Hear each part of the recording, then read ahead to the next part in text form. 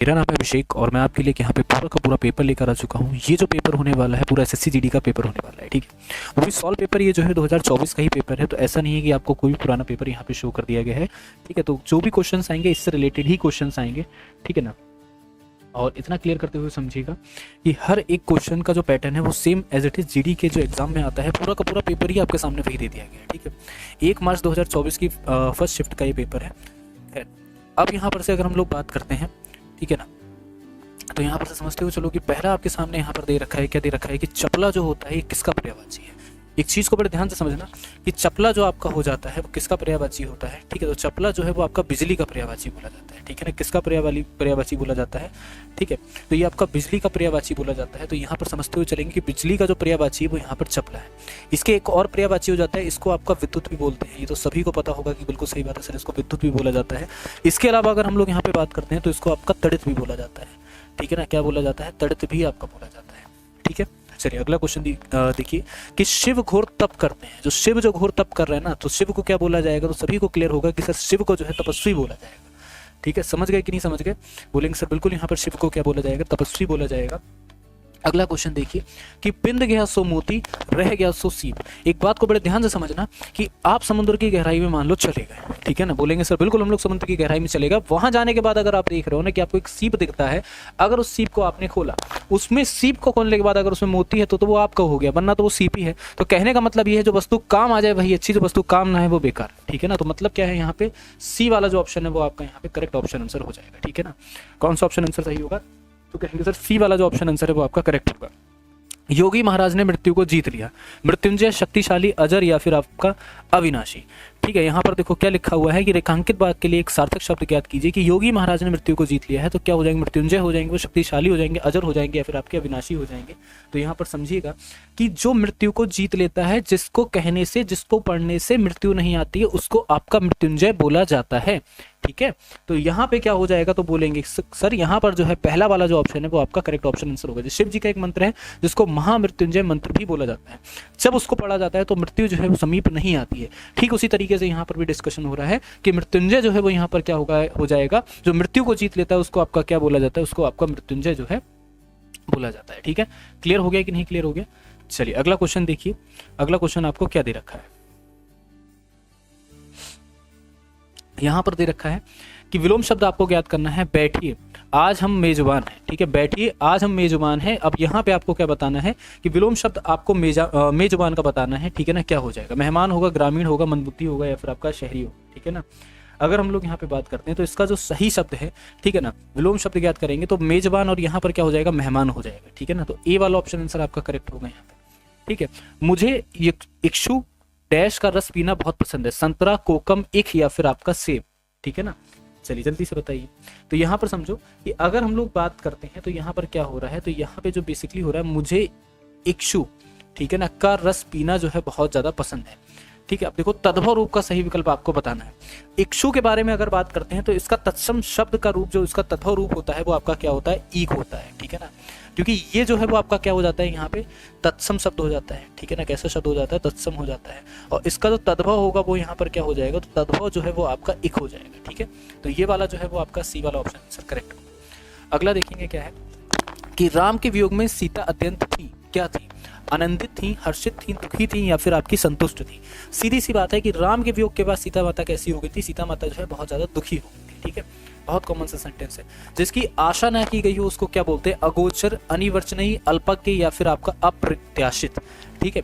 तो यहाँ पे बताना जिसकी आशा ना की गई हो उसको हम लोग क्या बोलते हैं, उसको हम लोग यहाँ पे अप्रत्याशित बोलते हैं, ठीक है ना। क्या बोला जाता है यहाँ पर, अप्रत्याशित जो है वो आपका बोला जाता है। घर का आपको क्या बताना है, पर्यायवाची बताना है। तो घर का पर्यायवाची क्या होगा, तो याद रखिएगा घर का पर्यायवाची जो है यहाँ पे सदन हो जाएगा। और भी पर्यायवाची होते हैं, निकेतन है, भवन है, आलय है, निवास है, सदन है, धाम है, ठीक है ना। इसके क्या हो जाते हैं, पर्यायवाची हो जाते हैं।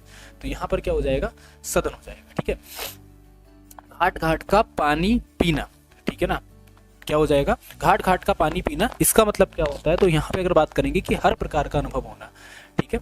कहेंगे सर बिल्कुल ठीक है। अगला देखिए यहाँ पे कि तुम जबरदस्ती रुपए नहीं ले सकते। जबरदस्ती, जबरदस्ती, जबरदस्ती, इनमें से 4 ऑप्शन आपको दे रखे हैं, आपको बताना है कौन सा वाला सही ऑप्शन है। तो याद रखिएगा सी वाला जो आपको दे रखा है करेक्ट आपका ऑप्शन आंसर है, ठीक है। मुझे तुम्हार से काम है, यहाँ पे निरर्थक शब्द ज्ञात कीजिए, मुझे तमार से काम है। तो यहाँ पे बताएंगे क्या हो जाएगा, अगर तमार का यहाँ पे प्रयोग हो रहा है तो निरर्थक ऐसे शब्दों के लिए आपका प्रयोग होता है जिनका कोई अर्थ नहीं होता है, ठीक है ना। क्या हो जाता है, निरर्थक का मतलब ऐसा होता है जिससे आपका कोई भी यहाँ पे मतलब ही नहीं होता है। तो यहाँ पे मुझे का मतलब है, इससे काम का मतलब, लेकिन तमार का मतलब यहाँ पे कुछ भी नहीं है, ठीक है। चलिए अगला क्वेश्चन देखिए कि मोहिनी अपने प्रदेश गई है, स्वदेश, मातृ देश, आपके भाग्नी देश या फिर भ्रातृ देश। तो एक चीज को यहाँ पर याद रखेंगे कि अगर हम लोग बात करते हैं तो पितृदेश, यहाँ पे क्या करना है, विलोम शब्द बताना है। पितृदेश का विलोम क्या होगा, मातृ देश हो जाएगा। तो यहाँ पे बी वाला ऑप्शन करेक्ट होगा, ठीक है। चलिए अगला देखो, आपके सामने फिर से आपको यहाँ पर क्या बताना है, त्रुटि बताना है, ठीक है। आपके सामने दे रखा है कि कोई त्रुटि है कि नहीं, अभ्यास के बिना जीवन में असफलता नहीं मिल सकती। जीवन में कोई त्रुटि नहीं है, असफलता नहीं मिल सकती है फिर अभ्यास के बिना, ठीक है। तो यहाँ पे बताओ आपका सही उत्तर क्या होगा। तो समझते हुए चलेंगे यहाँ पे कि अगर बेसिकली हम लोग देख सकते हैं तो असफलता नहीं मिल सकती, ठीक है ना। अगर यहाँ पे देखो असफलता नहीं मिल सकती तो अभ्यास के बिना जो है, ठीक है ना, जीवन में सफलता नहीं मिल सकती होता है, असफलता नहीं होता है ना। क्लियर हो गया। चलिए असद अली खां का संबंध निम्नलिखित में से किस संगीत से है, ठीक है। अब यहाँ से जो है वो आपका जीके जीएस का सेशन जो है वो आपका स्टार्ट हो चुका है। सभी लोग ज़्यादा से ज़्यादा क्लास को शेयर करेंगे, ठीक है। चलो समझते हुए चलो, असद अली खां के बारे में अगर हम लोग बात करते हैं तो इनका जो संबंध हो जाता है वो आपका रुद्रवीणा से हो जाता है, ठीक है ना। रुद्रवीणा क्या होता है, एक तरीके का वाद्य यंत्र होता है, ये तो सभी को पता होगा कि सर रुद्रवीणा क्या हो जाता है, एक तरीके का अगर हम लोग बात करते हैं तो ये हमारा यहाँ पे वाद यंत्र हो जाता है, ठीक है। कहेंगे सर बिल्कुल ठीक है, क्लियर हो गया हमको, क्या है, एक तरीके का वाद्य यंत्र है। अगर हम लोग यहाँ पे इसके थोड़े से बारे में बात करते हैं तो सबसे पहले अगर हम लोग इस यंत्र के बारे में बात करते हैं तो अगर यहाँ पे इसके बारे में आप जानोगे तो इसका कहीं ना कहीं रिलेशन जो है अकबर के नवरत्नों से हो जाता है। कैसे हो जाता है, ये वही यंत्र है, रुद्रवीणा वही यंत्र है जिसको बजाने में तानसेन ने कुशलता प्राप्त करी थी, ठीक है। समझना इस बात को। और अगर हम लोग यहाँ पे बात करते हैं, इसी यंत्र को बजाने के लिए तानसेन पुरस्कार जो है वो सम्मानित भी करा जाता है। तानसेन सम्मान जो है वो यहाँ पर निकाला गया है ना, कहेंगे सर बिल्कुल सही बात है। और यही तानसेन सम्मान जो है वो कहाँ से निकल के आया है, क्योंकि रुद्रवीणा बजाने में तानसेन ने अपने समय में कुशलता प्राप्त करी थी। और तानसेन कौन थे, तो ये सभी को पता होगा कि अकबर के नवरत्नों में से एक थे तानसेन, है ना। क्लियर हो गया। जब यहां तक क्लियर आपको हो गया, देखो बातें कहां से कहां अटैच हो रही हैं। तो यहाँ पे असद अली खां का इससे क्या रिलेशन बनता है, तो असद अली खां को 2 बार आपका तानसेन सम्मान मिला है। एक बार तानसेन सम्मान जो है वो आपका 1994 में मिला था, ठीक है। और दूसरा तानसेन सम्मान जो है वो आपका 2008 में मिलता है। ये दो यहाँ पर क्या हो जाते हैं, पद्म भूषण आपके हो जाते हैं, जिनको यहाँ पे सम्मानित करा गया था, ठीक है। उसको तानसेन सम्मान भी बोलते हैं और एक तरीके का पद्म भूषण है, ठीक है। यहाँ पर ये भी याद रखिएगा। क्लियर हो गया सभी को।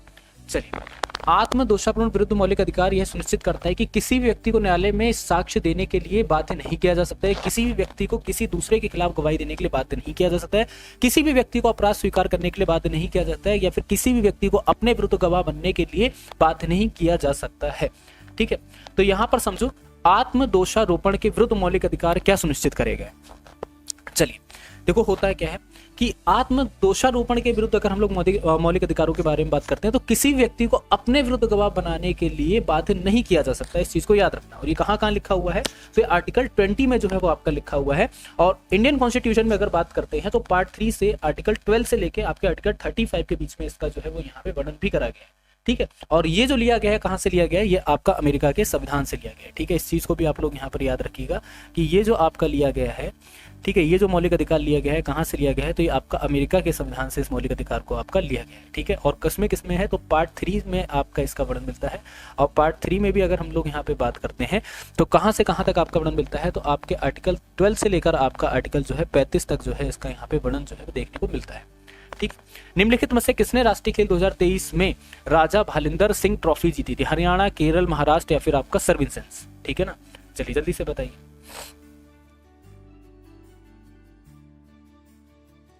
देखो, अगर हम लोग यहाँ पे बात करते हैं, क्वेश्चन देखो, किसने राष्ट्रीय खेल 2023 में राजा भालिंदर सिंह ट्रॉफी जीती थी, हरियाणा, केरल, महाराष्ट्र, सर्विसेंस, ठीक है ना। तो यहाँ पे महाराष्ट्र के द्वारा ये जो है ट्रॉफी आपकी जीती गई थी, ठीक है ना। किसके द्वारा जीती जाती है, महाराष्ट्र के द्वारा ये जो ट्रॉफी है वो आपकी जीती जाती है, ठीक है ना। और होता है क्या है बेसिकली, अगर हम लोग यहाँ पे बात करते हैं तो यहाँ पर समझते हुए चलो, पहली बार ये जो ट्रॉफी थी, ठीक है ना, पहली बार ये ट्रॉफी जो है वो 1994 में महाराष्ट्र जीतता है और दूसरी बार जो है वो आपका यहाँ पे 2023 में जीतता है। तो मैटर ये करता है राजा बेटा कि ये करंट अफेयर आप यहाँ पर याद रखोगे। इस बार 2025 में जब आपका पेपर होने जा रहा है तो आपको 2024 के करंट अफेयर जुबान पे रटे होने चाहिए, छोटे से छोटे और बड़े से बड़े, ठीक है ना। तो ये दो बातों को आप यहाँ पे याद रखिएगा कि करंट अफेयर आपको जो भी अभी रिसेंट के हैं वो सारे ही करंट अफेयर आपकी बुद्धि में फंसे होने चाहिए, तभी आप एग्जाम के अंदर अच्छा स्कोर कर सकते हैं। ठीक है, अगला क्वेश्चन देखो तुम्हारे सामने यहाँ पर दे रखा है कि निम्नलिखित में से समाज सुधारक और राजनीतिक नेता कौन थे जिन्होंने महिलाओं के अधिकारों की वकालत की और 1856 में विधवा पुनर्विवाह अधिनियम में महत्वपूर्ण भूमिका निभाई। ठीक है, ईश्वर चंद्र विद्यासागर, दयानंद सरस्वती, भगत सिंह या फिर आपके स्वामी विवेकानंद। ठीक है ना, यहाँ पे आपको बताना है कौन। तो यहाँ पर याद रखिएगा ईश्वर चंद्र विद्यासागर समाज सुधारक और राजनीतिक थे जिन्होंने महिलाओं के अधिकारों की वकालत की, और 1856 ठीक है ना विधवा पुनर्विवाह अधिनियम भी आपकी यहाँ पे सबसे महत्वपूर्ण भूमिका इन्हीं के द्वारा आपकी निभाई गई थी। ठीक है, थोड़ा सा इसके बारे में बात करते हैं कि विधवा पुनर्विवाह अधिनियम क्या है और कैसे क्या होता है। ठीक है, देखो यहाँ पर समझते हुए चलो, बेसिकली क्या है कि अगर हम लोग यहाँ पे बात करेंगे तो सबसे पहले यहाँ पर क्या होता है, ठीक है ना, इसका जो सबसे पहले पुनः जागरण होता है या फिर सबसे पहले इसकी जो स्टार्टिंग होती है वो कहाँ पर होती है, तो आप लोग यहाँ पर याद रखेंगे कि वेस्ट बंगाल के अंदर सबसे पहले जो है इसकी यहाँ पे स्टार्टिंग करी जाती है। ठीक है ना, कहाँ पे स्टार्टिंग होती है, तो सबसे पहले वेस्ट बंगाल में। और वेस्ट बंगाल में भी थोड़ा सा अगर आप डिटेल से यहाँ पर समझोगे तो ये आपका कब पारित होता है, तो आप यहाँ पर याद रखिएगा कि इनके द्वारा सबसे पहले क्या करा जाता है 1849। ठीक है ना, इनके द्वारा क्या करा जाता है सबसे पहले 1849 में, ठीक है, प्रथम स्कूल की स्थापना होती है। ठीक है ना, क्या हो जाता है यहाँ पे प्रथम जो स्कूल है इसकी क्या हो जाती है, प्रथम स्कूल की यहाँ पे स्थापना कर जाता है। अब ये प्रथम स्कूल आपकी कौन सा है, किसकी स्थापना, ऐसा थोड़ी ना कि भारत में पहले स्कूल की स्थापना तब होगी, ऐसा बेसिकली क्या है कि इनके द्वारा महिला शिक्षा की, ठीक है ना, क्या करा जाता है महिला शिक्षा के लिए जो सबसे पहले जो आपकी स्थापना होती है वो आपकी 1849 में होती है। ठीक है, और इन्हीं के द्वारा क्या हो जाता है 1856 में क्या हो जाता है विधवा पुनर्विवाह जो अधिनियम है इसको पारित करा जाता है। ठीक है ना, इनके प्रयास से ही पारित होता है, इस चीज को आप याद रखिएगा। ठीक है, क्लियर हो गया आपको सभी को, कहेंगे सर बिल्कुल ठीक। और इनका जन्म कब होता है, तो इनका जन्म जो है वो आपका 1820 में होता है, और इनकी मृत्यु के बारे में बात करते हैं तो 1890 में की मृत्यु हो जाती है। चलिए अगला क्वेश्चन आपके सामने है। अगला क्वेश्चन आपको दे रखा है कि पोंगल 4 दिनों तक चलने वाली एक फसल कटाई उत्सव है जो गन्ने और डैश जैसी फसलों की कटाई पर मनाया जाता है, चना, चावल, सरसों, गेहूं। ठीक है, चलिए जल्दी से बताइए, यहाँ पे सही उत्तर बताएंगे आपका क्या हो जाएगा।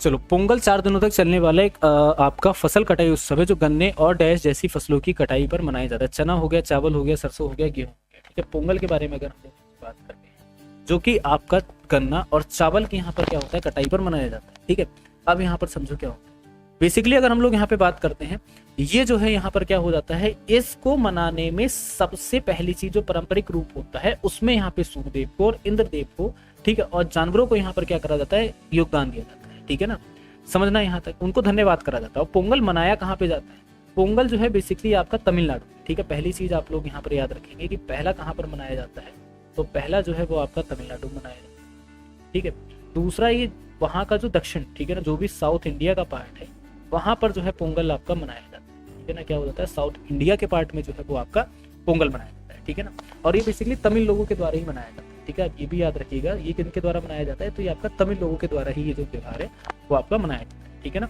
और आप ये भी समझते हुए चलो कि तमिल की अगर संख्या को देखते हैं तो श्रीलंका यहाँ पर क्या हो जाता है, श्रीलंका में बेसिकली त्योहार जो है बहुत ज्यादा मनाया जाता है। ठीक है ना, कहाँ पर, तो श्रीलंका में जो त्योहार है वो आपका बहुत ज्यादा मनाया जाता है। बेसिकली ये जो त्योहार है पूरा तमिल का ही त्योहार हो जाता है। ठीक है, प्रदर्शन कला आपके ओट्टम थुल्लल का संबंध किस राज्य से है। ठीक है, चलिए केरल से है, झारखंड से है, बिहार से या फिर आपका असम से है। एक चीज को समझो कि ओट्टम थुल्लम, ठीक है ना, ओट्टम थुल्लम का अगर संबंध हम लोग बात करते हैं तो इसका सीधा सीधा संबंध जो है वो यहाँ पर क्या हो जाता है, इसका संबंध केरल से हो जाता है। और ओट्टम थुल्लम का मतलब क्या है, ठीक है, कोई भी चीज इसका मतलब भी तो होगा, तो ये एक तरीके से कथकली इसका मतलब हो जाता है। वो भी किसका कथकली, तो गरीब आदमी का कथकली को यहाँ पर क्या बोलते हैं, ओट्टम थुल्लम बोलते हैं। ठीक है ना, गरीब आदमी का, ठीक है ना, कथकली, इसको आपका क्या बोला जाता है, ओट्टम थुल्लम जो है वो आपका बोला जाता है। पहली चीज समझ गए आप यहाँ पे। चलिए अगर हम लोग यहाँ पे बात करते हैं तो यहाँ पर से एक और चीज समझते हुए चलेगा कि बेसिकली ये जो है एक तरीके से केरल के मंदिरों में प्रस्तुत करा जाता है। केरल की क्या हो जाती है, लोक कला भी हो जाती है। ठीक है, केरल की लोक कला क्या है, तो आप ये भी याद रखोगे कि ओट्टम थुल्लम को क्या बोला जाता है, केरल की लोक कला भी बोला जाता है। ठीक है, तो यहाँ पर याद रखिए केरल की लोक कला भी इसको जो है यहाँ पे नाम दिया जाता है। क्लियर हो गया, तो पहला ऑप्शन आपका करेक्ट हो जाएगा। ठीक है, अगला देखिए इसकी 1770 ईस्वी में भारत में स्थापित होने वाला पहला बैंक कौन सा था आपको बताना है। ठीक है, यहाँ पर से समझना है कि पहला बैंक जो है वो आपकी कौन सा हुआ था, तो आप याद रखेंगे कि ठीक है बैंक ऑफ हिंदुस्तान जो है वो आपका सबसे पहले यहाँ पर आता है। ठीक है ना, और अगर हम लोग यहाँ पे बात करेंगे तो यहाँ पे ए वाला ऑप्शन क्या हो जाएगा आपका करेक्ट ऑप्शन आंसर होगा। ठीक है ना, भारत की वर्ष 2011 की जनगणना के अनुसार हिंदुओं की जनसंख्या वृद्धि दर कितनी थी? ठीक है, 16.8, 11.8, 22.8 या फिर आपका 19.8। तो यहाँ पर आप याद रखिएगा हिंदू की जो जनसंख्या वृद्धि दर थी वो आपकी कितनी थी? 16.8% आपका यहाँ पे करेक्ट ऑप्शन आंसर हो जाएगा। ठीक है, निम्नलिखित में से कौन भारतीय वायुसेना की चिकित्सा शाखा से एक एयर मार्शल की सम्मानित रैंक प्राप्त करने वाली दूसरी महिला अधिकारी है? तो यहाँ पर याद रखिएगा एयर मार्शल साधना एस नायर जो है वो यहाँ पर क्या हो जाएंगी, इसका करेक्ट आपका ऑप्शन आंसर होगा। ठीक है, चलिए न्यूलैंड्स का अष्टक सिद्धांत लॉ ऑफ ऑक्टेवियस केवल किस तत्व पर लागू होता है? CA, MG, K और Na। ठीक है, तो न्यूलैंड्स का अष्टक सिद्धांत जो है वो आपका क्या हो जाता है? कैल्शियम पर। ठीक है ना, CA यहाँ पर क्या हो जाएगा? कैल्शियम पर आपका क्या हो जाता है? पूरा का पूरा लागू होता है। ठीक है, क्लियर हो गया। और ये कब स्थापित होता है या फिर कब लागू होता है? तो 1865 में आपका ये जो है वो आपका लागू होता है। ठीक है ना, चलिए है क्या सर ये, इसके बारे में तो हमें पता ही नहीं है ना। समझो, अगर हम लोग यहाँ पे बात करते हैं कि इनके कहने का मतलब ये है कि जो तत्व होते हैं, तत्व में जो परमाणिक भार होता है उसको क्रम से लगाया जाता है, ये इनके द्वारा कहा गया है। इसी को कहा को आपका न्यूलैंड्स का अष्टक सिद्धांत भी बोला जाता है, लॉ ऑफ ऑक्टेवियस भी आपका नाम जो है वो यहाँ पे दिया जाता है। ठीक है, समझ गए कि नहीं समझ गए? कहेंगे सर बिल्कुल यहाँ तक समझ गए। चलिए अगला क्वेश्चन देखिए आपका यहाँ पर क्या दे रहा है।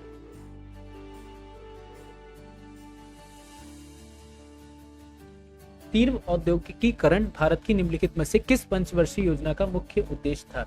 तीसरी, दूसरी, चौथी या फिर आपकी पहली? ठीक है, चलिए जल्दी से बताइए।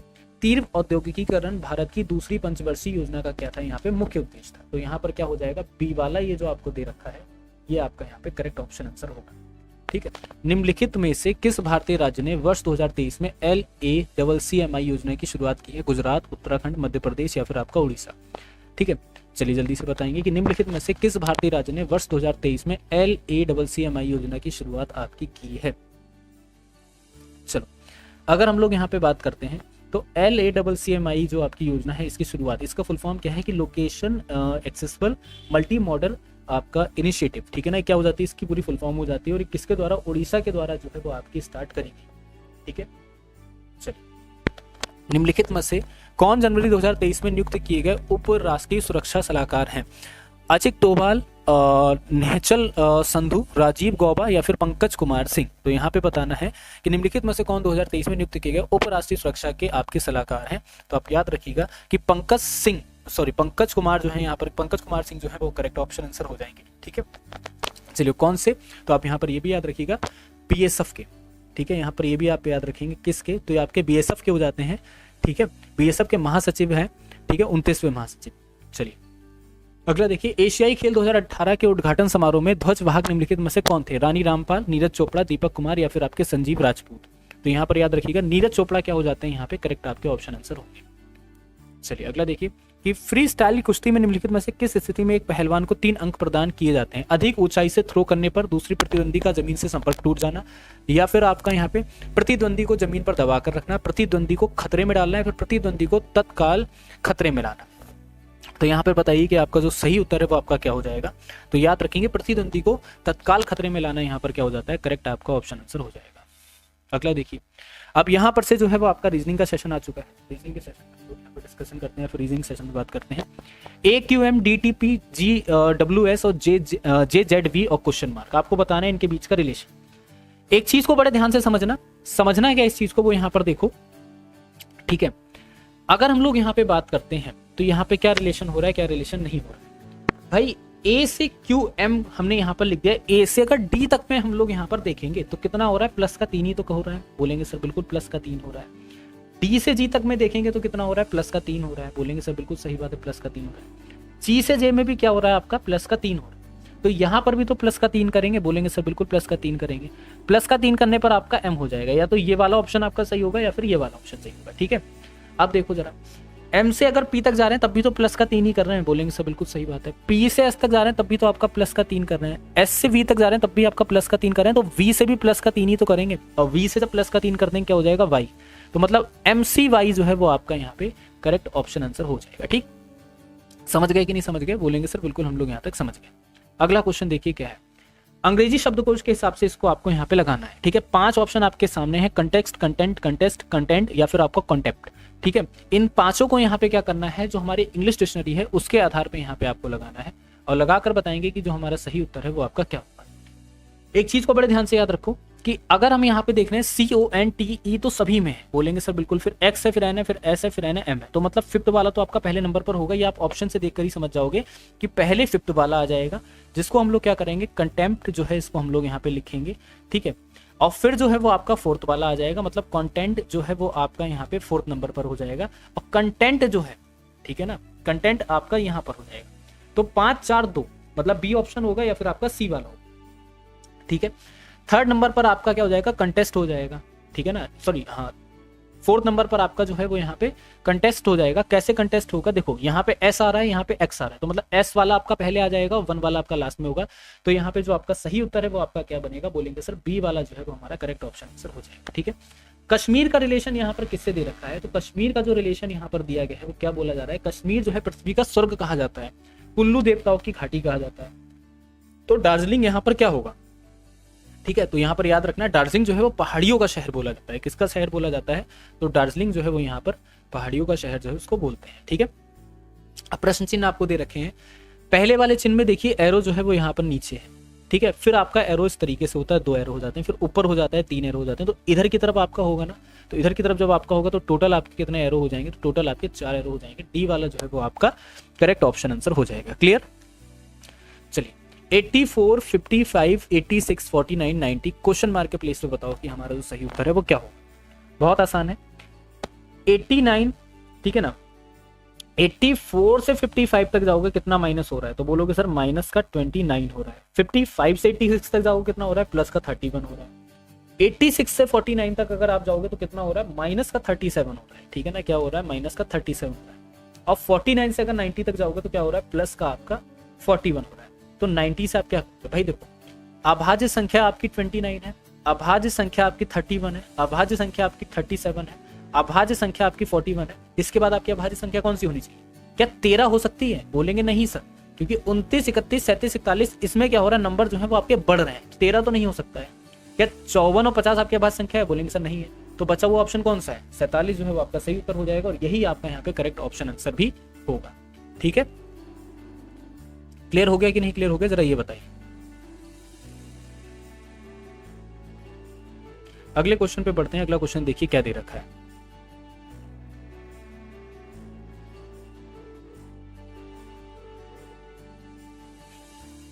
(483,498 क्वेश्चन मार्क 528,543,558). ठीक है, यहाँ पे बताइए कि आपका करेक्ट ऑप्शन आंसर है। 483 में कितना जोड़ा जा रहा है, प्लस का 15 जोड़ा जा रहा है ना, बोलेंगे सर बिल्कुल सही बात है। तो 498 में भी तो प्लस का 15 जोड़ देंगे, कहते हैं सर जोड़ के देख लेते हैं, 513 हो रहा है। ठीक है, 513 में प्लस का 15 कर रहे हैं तभी तो आपका 528 हो रहा है, 528 में प्लस का आपका 15 कर रहे हैं तभी तो 543 हो रहा है, 543 में प्लस का आपका 15 कर रहे हैं 558 हो रहा है। तो मतलब ये जो बी वाला ऑप्शन है करेक्ट आपका ऑप्शन आंसर हो जाएगा। ठीक है, चलिए अगला देखिए आपके सामने यहाँ पर क्या दिया गया है। अगला क्वेश्चन आपके सामने कुछ इस प्रकार से है कि आर ई का रिलेशन डब्ल्यू जेड से है, जे से है, और यहाँ पे क्वेश्चन मार्क आपको बताना है सही उत्तर क्या होगा। देखो भाई, अगर R से आप प्लस का यहाँ पे 5 करते हो तो आपका W आता है, E से प्लस का 5 करते हो तो आपका J आता है। तो मतलब यहाँ पर भी आपका प्लस का 5, यहाँ पर भी आपका प्लस का 5। ठीक है, इन ऑप्शन में आपका करेक्ट ऑप्शन आंसर क्या हो, तो Q से भी प्लस का 5 करोगे V, और D से भी प्लस का 5 करोगे तो आपका I।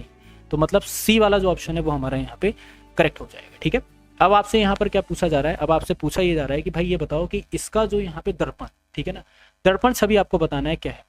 सीधी सी बात है, दर्पण छवि के बारे में बात करते हैं, जो चीज आपका लेफ्ट की तरफ है वो आपकी राइट में हो जाएगी, राइट वाली जो है वो आपकी लेफ्ट में हो जाएगी। तो ये इधर चला जाएगा, ये इधर आ जाएगा, मतलब आपका ए वाला ऑप्शन करेक्ट हो जाएगा। ठीक है, चलिए अगला देखिए, अगली आकृति आपको बतानी है यहाँ पर क्या होगी। बहुत आसान है, 1 2 3 4 5 6 7, 1 2 3 4 5 6, ठीक है ना, हाँ 6 1 7 7 हो रहा है ना इसमें, 1 मिनट जाइएगा,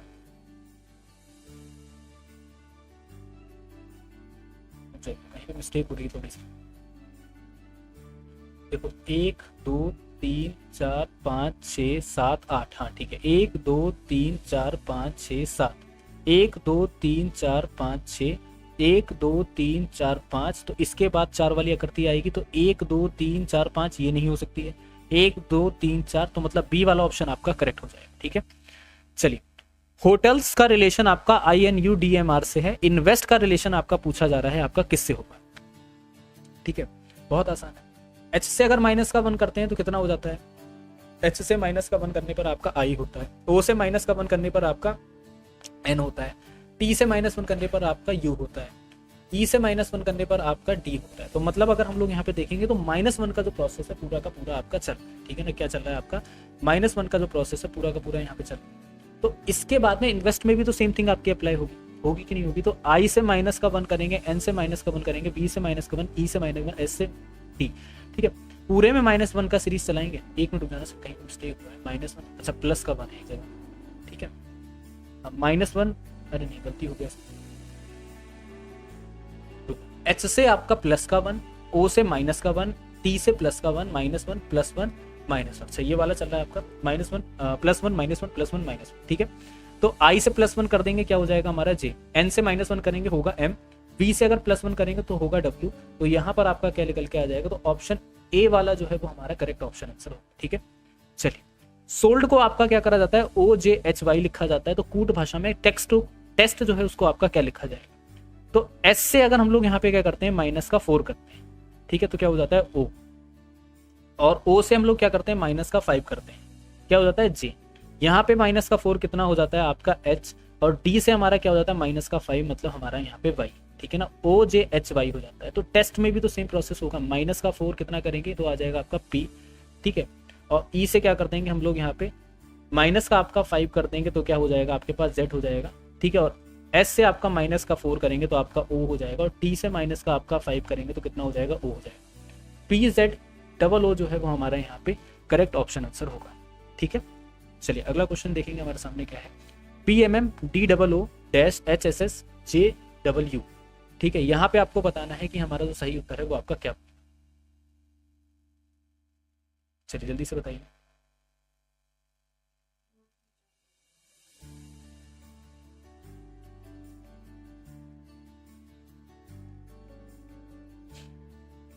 देखो भाई, PMMDOO और HSSJW, अगर हम लोग B से यहाँ पर क्या करते हैं प्लस का 2 करते हैं, D से भी क्या करेंगे प्लस का 2 करेंगे, तो हमारे पास कितना हो जाएगा F। ठीक है, M से हम लोग क्या करेंगे यहाँ पे प्लस का 2, तो हमारे पास होगा O। ठीक है ना, और O से भी हम लोग प्लस का जब 2 कर देंगे तो हमारे पास कितना हो जाएगा Q हो जाएगा। ठीक है, और M से जब हम लोग प्लस का 2 करेंगे तो हमें मिलेगा कितना यहाँ पे O, और O से प्लस 2 करने पर आपका Q हो जाएगा। तो FQQ जो है वो हमारा करेक्ट ऑप्शन आंसर बनेगा।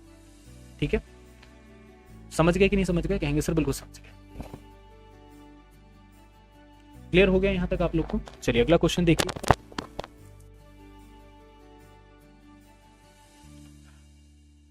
क्वेश्चन आपके सामने, यदि A के पास 155 पेंसिल हैं, B के पास 195 पेंसिल हैं, C के पास 175 पेंसिल हैं, तो ABC के पास पेंसिलों की औसत संख्या क्या होगी। एवरेज संख्या आपको बतानी है, बहुत आसान सा क्वेश्चन है। इसकी एवरेज संख्या निकालने के लिए सिंपल, ये अभी तक समझते हुए आओगे, किसी का भी एवरेज निकाला कैसे जाता है भाई, तीनों संख्याओं को जोड़ दो और जितनी संख्या उसको नीचे लिख दो। कहने का मतलब ये है कि एवरेज निकालने का तरीका होता है कि सभी संख्याओं का योग बटा आपकी संख्या है। तो सभी संख्याओं का योग आपको कितना दे रखा है, सभी संख्याओं का योग जो है वो आपका 155 है, 195 है, 100 यहाँ पर कितना दे रखा है 75 दे रखा है, बटा आपके पास कितना हो जाएगा यहाँ पे 3 हो जाएगा। ठीक है, इन सभी को जोड़ देते हैं। जब इन सभी को जोड़ोगे तो आपके पास क्या हो जाएगा 525 हो जाएगा। ठीक है, बटा आपके पास कितना हो जाएगा 3 हो जाएगा। तो यहाँ पे कितना बचेगा, बोलेंगे सर 175 जो है वो हमारा यहाँ पे इसका करेक्ट आपका ऑप्शन आंसर हो जाएगा B। ठीक है, चलिए दूसरा क्वेश्चन आपके सामने कि एक संख्या में 18% की कमी, फिर दोबारा से क्या होता है उसमें 50% की कमी होती है, तो संख्या में होने वाली कुल कमी आपको बतानी है कितने प्रतिशत की है। सीधी बात है, कोई एक संख्या अपने आप में कितनी होती है, पूरी की पूरी 100% होती है। वो संख्या हमने कितनी मान ली यहाँ पे 100 मान ली। ठीक है, 100 माइनस 100 इंटू अगर 18% की कमी है तो कितना हो जाएगा 82/100 हो जाएगा। 50% की कमी है तो वो आपके पास कितना हो जाएगा 50 बटा आपका 100 हो जाएगा। समझ गए कि नहीं समझ गए, कहेंगे सर बिल्कुल यहाँ तक समझ। ठीक है। 1 0 से 1 0 आपका कट, 5 एकम 5, 5 दूनी 10, 1 पूरा 100 से 100 आपका कट। तो यहाँ पे कितना आपको मिलेगा, तो बोलोगे सर 100, ठीक है, इससे ये हटा दो, ठीक है, इससे ये हटा दो, इससे आपका ये हटा दो, ठीक है, 5 एकम 5, 5 दूनी 10, और यहाँ पर कितना हो जाएगा 41। तो 100 माइनस 41 हो जाएगा। कहने का मतलब हमारे पास कितना है यहाँ पे 59% जो है वो आपका यहाँ पर करेक्ट ऑप्शन आंसर होगा। ठीक है ना, क्या हो जाएगा आपका यहाँ पे 59% जो आपको दे रखा है वो हमारा यहाँ पर क्या हो जाएगा, इसका करेक्ट आपका ऑप्शन आंसर। ठीक है, क्लियर हो गया। तो कहेंगे सर बिल्कुल सही बात है, 59%। अगला क्वेश्चन आपके सामने है कि एक मेज जो है 35 के डिस्काउंट पे बेची जाती है, उसका जो यहाँ पे मार्क प्राइस है वो 2400 है। तो जो मेज है उसका जो आपका सेलिंग प्राइस होगा वो आपको बताना है कितना हो जाएगा। ठीक है, चलिए जल्दी से बताइए, सेलिंग प्राइस जो है वो आपको बताना है कितना होगा। देखो, अगर हम लोग यहाँ पे एक सिंपल सी बात करते हैं, क्वेश्चन को हम लोग यहाँ पर लगा, भाई कोई एक मेज है, ठीक है ना, उस मेज के बारे में अगर हम लोग यहाँ पे देख रहे हैं तो हमारे सामने मेज पर क्या हो रहा है 35% का डिस्काउंट दिया गया। 35% का डिस्काउंट अगर हम लोग यहाँ पे कर देते हैं तो 2400 की तो वो यहाँ पर मेज दे रखी है। ठीक है, 35% का डिस्काउंट मतलब डिस्काउंट आपका कम होगा तो यहाँ पर कितना हो जाएगा 65 अपॉन आपका 100 हो जाएगा। 2 0 से 2 0 कट, 24 इंटू 65 हमारे पास कितना हो जाएगा 1560 जो है वो हमारा यहाँ पर क्या होगा, इसका सही उत्तर बन जाएगा ए वाला। ठीक है, क्लियर हो गया कि नहीं, कहेंगे सर बिल्कुल क्लियर हो गया, ए जो है वो आपका करेक्ट ऑप्शन आंसर होगा। ठीक है, 1440 डिवीजन, ठीक है, 4 माइनस आपका 1555 और फिर यहाँ पे आपका डिवीजन, ठीक है, प्लस आपका 21 इंटू 3। तो यहाँ पे इसका सोल्यूशन बताएंगे क्या होगा। भाई देखो 4 से अगर हम लोग यहाँ पे कट करते हैं तो क्या आपका कट पूरा है, बोलेंगे सर बिल्कुल 4 से कट हो जाएगा। 4 से 4 3 12, 2 रह गया आपका। ठीक है, 4 से आपका यहाँ पे 24। ठीक है, तो यहाँ पे 360 माइनस कितना हो जाएगा 5 से अगर 15 55 को भाग दोगे तो कितना हो जाएगा 311 होगा। 5 3 15, 5 1 311, प्लस यहाँ पर कितना हो जाएगा 21 3 आपका 63। ठीक है, 360 माइनस 311, तो यहाँ पर आपका कितना हो जाएगा प्लस का 63। पहले प्लस वाले को सॉल्व करेंगे तो यहाँ पे हमारे पास कितना बचेगा प्लस, और प्लस आपका कितना हो जाएगा यहाँ पे 423 माइनस का आपका 311, और यहाँ पर कितना हो जाएगा आपका तो 112 जो है वो आपका सही उत्तर यहाँ पर बनेगा। ठीक है ना, ऑप्शन नंबर जो ए दे रखा है ये हमारा यहाँ पर क्या हो जाएगा, इसका करेक्ट ऑप्शन आंसर होगा। ठीक है, चलिए 5852 डिवीजन 11 माइनस 41 इंटू 3 प्लस 57, तो यहाँ पर कितना होगा 11 से देखते हैं, 11 5 जा 55। ठीक है, यहाँ पर कितना आ जाएगा 3, तो हमारे पास कितना बचेगा 532 माइनस का 41 इंटू आपका 3, ठीक है, प्लस का यहाँ पर हो जाएगा 57। ठीक है, अब देखो 532 माइनस और यहाँ पर कितना हो जाएगा 41 3 जा आपके पास होता है 123, तो 532 माइनस का आपका 123 प्लस का आपके पास हो जाएगा 57। ठीक है, हमारे पास कितना बचेगा 589 माइनस का 123 बराबर में आपका हो जाएगा 466। ठीक है, कितना हो जाएगा 466 जो है वो हमारा यहाँ पे करेक्ट आपका ऑप्शन आंसर बनेगा। ठीक है, अगला देखिए कि मनोज और पारस की आय का अनुपात 12:7 है। ठीक है ना, मनोज और पारस जो है इनकी जो आय का अनुपात है वो 12:7 है। ठीक है, यदि पारस की आय मनोज की आय से 4000 कम है तो मनोज और पारस की कुल आय आपको बतानी है कितनी है। चलो भाई देखते हैं। देखो सिंपल सी बात कि मनोज और पारस का जो रेशियो दे रखा है, रेशियो मतलब हमारे सामने क्या है 12x, ठीक है ना, और 7x, क्योंकि रेशियो अपने आप में पूरा नहीं होता, ये आपका एक हिस्सा होता है। ठीक है, बोलेंगे सर बिल्कुल ठीक है। पारस की आय मनोज की आय से 4000 कम है, एक बात को समझना, 4000 यहाँ पे कम दे रखी है, तो 12x, ठीक है, माइनस 7x बराबर कितना दे रखा है यहाँ पे 4000 दे रखा है। ठीक है ना, तो यहां पर जरा देखो बताओ कितना हो जाएगा, तो यहां पर आपका हो जाएगा 5x बराबर आपका हो जाएगा 4000। ठीक है, तो यहाँ पे x बराबर आपका कितना होगा, x बराबर हो जाएगा आपका 4000 बटा आपका हो जाएगा 5। ठीक है, तो x बराबर आपका हो जाएगा यहाँ पर कितना 800 हो जाएगा। ठीक है, x बराबर आपका 800 हो जाएगा, और कुल आय आपकी पूछ रहा है तो 12x प्लस आपका यहाँ पे 7x इक्वल्स टू आपका हो जाएगा 19x, 19 इंटू आपका 800, तो यहाँ पर कितना हो जाएगा 15,200 जो है वो यहाँ पर क्या हो जाएगी, इनकी कुल आय आपकी हो जाएगी। ठीक है, क्लियर यहाँ तक, कहेंगे सर बिल्कुल हमको यहाँ तक क्लियर। ठीक है, चलो रजत के द्वारा एक शर्ट पर 20% 30% की 2 डिस्काउंट दिए जाते हैं। यदि शर्ट का अंकित मूल्य 800 है तो डिस्काउंट का मूल्य आपको बताना है, तो छूट का जो मूल्य है वो आपको बताना है कितना होगा। ठीक है, चलिए जल्दी से बताइए भाई, सीधी सी बात है।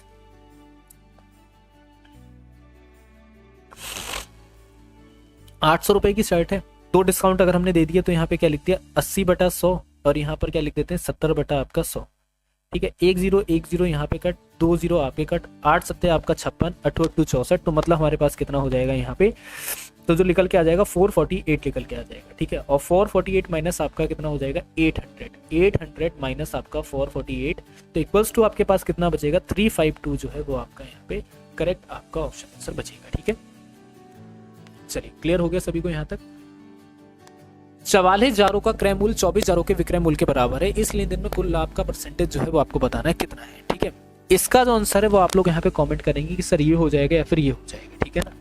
बाकी आपकी जो क्लासेस है रेगुलर बेस पे पेपर जो है वो हम यहाँ पे चलाते रहेंगे, और आशा ये करेंगे कि हर एक कॉन्सेप्ट आपको क्लियर होता रहे। बाकी आपसे मिलते हैं अगली क्लास में, तब तक के लिए सभी को जय Hind. Thank you for the class support. Radhe Radhe, ठीक है। जय श्री कृष्ण। बाकी सभी लोग ज़्यादा से ज़्यादा पढ़ाई पे यहाँ पर ध्यान दीजिए, क्योंकि एग्जाम जो है वो आपका नियर बाई है, ठीक है। Thank you.